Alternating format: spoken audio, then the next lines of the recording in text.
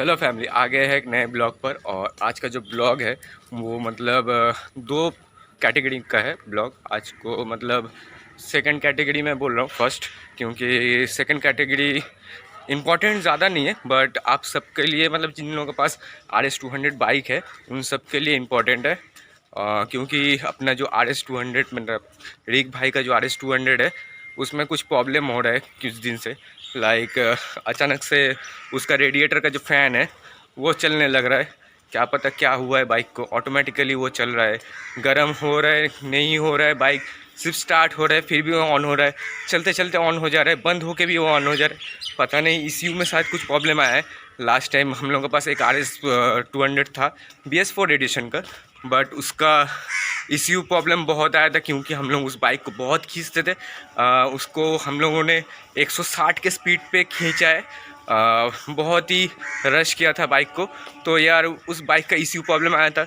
तो उसका total ECU और वायर का जो कॉस्ट है वो टोटल 25,000 के अराउंड आया था।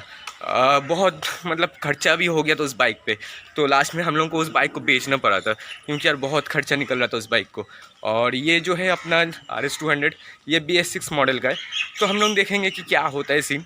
और फर्स्ट जो रीज़न है, आप अभी उसका मतलब चीज़ देख सकोगे कि अपना जो प्रो बाइकर 1000 अगस्त्य चौहान जो है उनका डेथ हो चुका है। तो यार मुझे भी बहुत शौक हुआ था क्योंकि यार कल कल नहीं परसों में रात को उनका ब्लॉग देख रहा था। तो आमिर माजिद, बिया भाई का सैमी, जाहिर भाई का बॉय जाहिर और हीरोकदा सब कोई वहाँ पे थे। वहाँ पर अपना राइड प्लान कर रहे थे, वहाँ से अपने अपने घर या फिर कहीं भी जा रहे थे वो लोग। तो भाई का बॉय जाहिर, फिर सैमी और हीरोक भैया जो है वो निकल गए थे जामा मस्जिद की ओर। और बाकी आमिर मस्जिद और प्रो बाइकर 1000 जो है वो जा रहे थे कहीं और। तो यमुना एक्सप्रेस पे एक्सीडेंट हुआ, बहुत ही ख़तरनाक वाला एक्सीडेंट हुआ। तो सबको पता है कि एक्सीडेंट हुआ है, बट रीज़न क्या है वो आप सबको नहीं पता है। तो मुझे मतलब मेरे संग एक मतलब बाइकर है, सुपर बाइकर है, उनके संग बात हुआ है। तो उनका ही मैं कुछ ब्लॉग मतलब ब्लॉग नहीं, ऑडियो क्लिप मैं डाल रहा हूँ। उनको पूरा सच के बारे में पता है। तो आप सब सुनो, सुनकर एक अच्छा डिसीजन दो कि यार ये होना चाहिए था या फिर जो हुआ है वो ठीक हुआ है या फिर क्या ही बोले। तो आपका मतलब जो जो भी मन है तो आप वो रिप्लाई करो, ज़रूर करो, कमेंट ज़रूर करना और नेगेटिव पॉजिटिव ज़रूर कमेंट करना। सोचना एक बारे में कि क्या होता है सीन अगर आप उस सिचुएशन में रहते हो। तो ज़्यादा बातें नहीं करते, पहले ऑडियो सुनते हैं। तो चलो ऑडियो सुन लो। भाई भाई पूरा मैटर सुनो। मेरी अभी हारिस से और सूरज वर्मा से पूरा आध घंटे बात हुई है।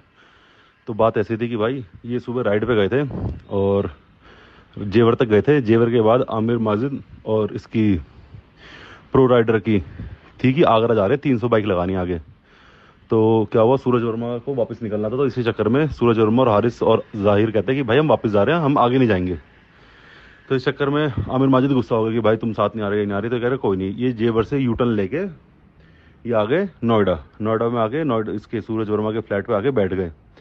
तो 1 घंटे बाद कॉल आता है, इसका अननोन नंबर से कॉल आता है हारिस के फ़ोन पे कि भाई आमिर इसका किसी का एक्सीडेंट हो गया, किसका फ़ोन है ये। इतने में फिर भाई इन्होंने फ़ोन किया तो आमिर माजिद को कॉल किया कि भाई क्या सीन हो गया, क्या हो गया। आमिर माजिद कहता है भाई पता नहीं, शायद एक्सीडेंट हो गया उसका। मतलब आमिर माजिद को पता ही नहीं है कि वो साथ में 2 बंदे राइड कर रहे हैं जेवर पे, उसको पता ही नहीं है कि एक्सीडेंट हो गया उस चीज़ का। तो वो कहता भाई जल्दी आ जाओ, शायद एक्सीडेंट हो गया, एक्सीडेंट हो गया। अब इन्होंने क्या किया कि भाई अपनी बाइक खड़ी वहीं करके सूरज किसी की गाड़ी थी, जाहिर के पास कोई गाड़ी थी, उस गाड़ी से वहाँ पहुँचे, टोल पे पहुँचे। टोल पे पहुँच के वहाँ पे टोल पे पहुँच के इन्होंने फ़ोन किया आमिर माजिद को कि भाई कहाँ पे है, क्या सीन है, कहाँ पे हो। आमिर माजिद का भाई फ़ोन स्विच ऑफ है, उस टाइम पे स्विच ऑफ है। उसके बाद भाई किसी के थ्रू आमिर माजिद से बात हुई तो कहता है कि भाई मैं तो यहाँ पे आ गया, नोएडा आ गया। और वहाँ पे जब तक मैं वापस पहुँचा इतने में पुलिस वाले ले गए उसको। मतलब आमिर माजिद इतना चूतिया बना रहा है कि उसे यही नहीं पता कि जेवर पे इतनी लंबी रोड, सीधी रोड, जहाँ पे पीछे से दूर दूर तक दिखाई देता है एक बंदा साथ ना हो, तुम ड्रैग कर रहे हो। और मतलब उसे पता ही नहीं चला कि पीछे किसी का एक्सीडेंट हो गया। फिर क्या हुआ कि अब ये वापस आ गए कि इन्हें एक्सीडेंट का स्पॉट ही नहीं पता कि एक्सीडेंट हुआ कहाँ पे, कितनी आगरा से कितनी पहले हुआ, कहाँ हुआ ये नहीं पता। बस टोल से आगे साइड हुआ और जेवर की से आगरा के बीच में, जेवर से आगरा के बीच में का एक्सीडेंट हुआ है। तो वहाँ पे जो ट्रक वाला है उसने बताया, जो ट्रक वाला जो रुका था उसने बताया कि दो बाइकें थी, ड्रैग कर रही थी। इतने में दोनों ने, मतलब इसने टेनार वाले ने, ये हरी बाइक वाले ने ओवरटेक किया दूसरे को और उसकी बाइक हो गई डिसबैलेंस और एक्सीडेंट हो गया। और दूसरा वाला बंदा रुका नहीं, वो सीधा ही निकल गया बिल्कुल ही। अब तक जो मैटर्स जो सुनने में आया यही है, शॉर्ट मतलब शॉर्ट में यही कहानी है।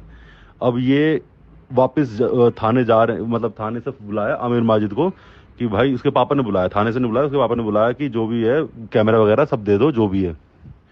तो भाई आमिर माजिद अब कर रहा है कि भाई मैं अकेला नहीं जाऊंगा, जो भी है तुम सारे साथ चलो, साथ चलो और कोई कैमरा मत देना अपना, क्योंकि कैमरा क्या भाई सीसीटीवी में ही आ जाएगा, जो जेवर सीसीटीवी वगैरह सब कुछ आ जाएगा। सूरज वर्मा और हारिस और जाहिर के फ़ोन में और गोप्रो में पूरी क्लिप है कि वापस आ गए थे, इन्हें पता ही नहीं, ये आगे गई नहीं, वो दोनों आगे गए थे खाली अकेले 300 लगाने के लिए।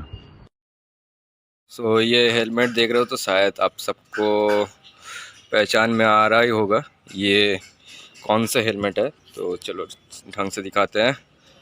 तो देखो की पार हो गए, ये AGV का विंटर एडिशन वाला हेलमेट है जो कि भाई ने लिया है। और जैसे बाइक का ही थोड़ा प्रॉब्लम वॉब्लम आ रहा है अभी, ECU का थोड़ा हम लोग चेकअप वेकअप कराएंगे।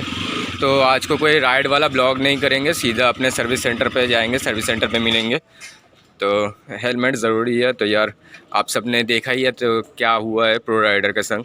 तो यार मैं यही कहूँगा कि यार गियर हेलमेट हमेशा पहनो और राइड सेफ करो, ड्रैग करो, रेस करो या फिर टूरिंग करो, जो भी करो यार सेफ करो अपने डायरेक्ट शोरूम पे। तो राइड का कोई ब्लॉग नहीं बनाएंगे क्योंकि आज मूड नहीं है राइड ब्लॉग बनाना। तो डायरेक्ट अपना शोरूम पे मिल के देखते हैं कि शोरूम में क्या हम लोग का खर्चा आ रहा है।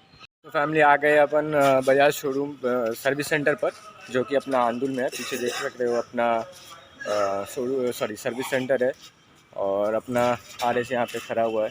तो अभी हम लोग क्या करेंगे कि हम अपना RS को देंगे, अपना ECU का जो काम है वो थोड़ा अपना कंप्लीट करना है क्योंकि थोड़ा प्रॉब्लम आ रहा है। तो मैंने तो कहा ही है क्या क्या प्रॉब्लम आ रहा है, क्या क्या हम फेस करने को मिल रहा है। तो अगर ECU का अगर प्रॉब्लम आता है तो क्या खर्चा बैठ रहा है, कि क्या प्राइसिंग उसका होगा, तो हम लोग ज़रूर देखेंगे।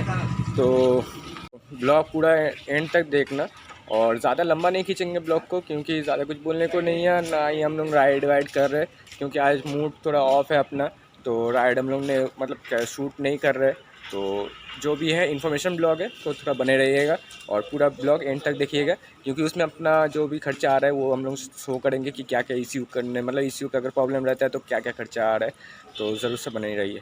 सर्विस पे लग चुका है, पीछे देख रहे हो यहाँ पे वो सर्विस हो रहा है, धुल रहा है बाइक। और आज को क्या है कि पूरा काम होने वाला है, कल भी बहुत काम होगा। तो ECU वाला पूरा चेकअप वगैरह चलेगा। तो अभी जो फ़िलहाल जो कॉस्टिंग आया है वो आया है 2400 का, मतलब 2500 रुपये का आया है। उसमें भी डिस्काउंट होगा। बजाज ने एक बहुत ही अच्छा चीज़ किया है, नया अपडेट लाया है सर्विस के लिए। जिसके पास बाइक है, अभी नया बाइक हो पुराना बाइक हो, उनको 3 सर्विस फ्री मिलेगा। तो ये एक नया अपडेट आया है, उसके लिए कुछ पेमेंट करना पड़ेगा। यहाँ पर लगभग 1200 से 1500 रुपये का एक पेमेंट करना पड़ता है। तो उसमें वो क्या करता है कि 1300 रुपये का पेमेंट करना होता है। तो उसमें 3 सर्विस फ्री भी रहता है और पार्ट्स आप कुछ भी खरीदते हो बजाज से जो कि आपका बाइक में लगेगा तो उस सब के ऊपर वो आपको 5% का डिस्काउंट भी दे रहे हैं। तो ऐसा बहुत कुछ नया अपडेट आया, आप सबको पता चलेगा। आप जब अपना बाइक सर्विस करवाने आओगे तो कहीं भी अपना बाइक सर्विस करवाओ, कुछ भी करवाओ तो वो अपना शोरूम से ही करवाओ, सर्विस सेंटर से ही करवाओ, ऑथेंटिक सर्विस सेंटर से, ताकि आपको ऐसे ही डील्स मिलता रहे। और बाहर से मत करवाओ, बाहर से शायद पार्ट्स का दाम कुछ कम मिल जाए बट ऐसा डिस्काउंट्स नहीं मिलेगा और ऐसा सर्विस भी नहीं मिलेगा जो कि ऑथेंटिक सर्विस होता है बजाज की तरफ से, वो सर्विस नहीं मिलेगा। तो आप सब जब भी सर्विस करो तो यार सर्विस सेंटर पे आके ही करो। तो चलो मिलते हैं नेक्स्ट ब्लॉग पे। तो ब्लॉग को यहीं एंड करते हैं और ज़्यादा नहीं खींचेंगे लंबा क्योंकि अपना जो काम है वो खत्म हो चुका है। हम लोग जाएंगे घर और हम लोग को पैदल जाना पड़ेगा घर। तो बाइक वाइक तो नहीं है तो राइड ब्लॉग तो हम लोग नहीं करेंगे क्योंकि मैंने बोला इस वाले ब्लॉग पे हम लोग राइड ब्लॉग नहीं कर रहे। तो मिलते हैं नेक्स्ट ब्लॉग पे। प्यार बरसाते रहना, लव यू ऑल, सपोर्ट करते रहना फैमिली और safe drive save life. Last time भी बोल रहा हूँ, फर्स्ट टाइम भी बोल रहा हूँ, हमेशा ही बोलते रहूँगा। कहीं भी मुझे देख के कॉपी मत करना या फिर कोई भी राइडर को देख के कॉपी मत करना। अपना जो सेफ्टी है अपना लेके चलना, always wear helmet gears. Thank you, मिलते हैं नेक्स्ट ब्लॉग पे, बाय बाय।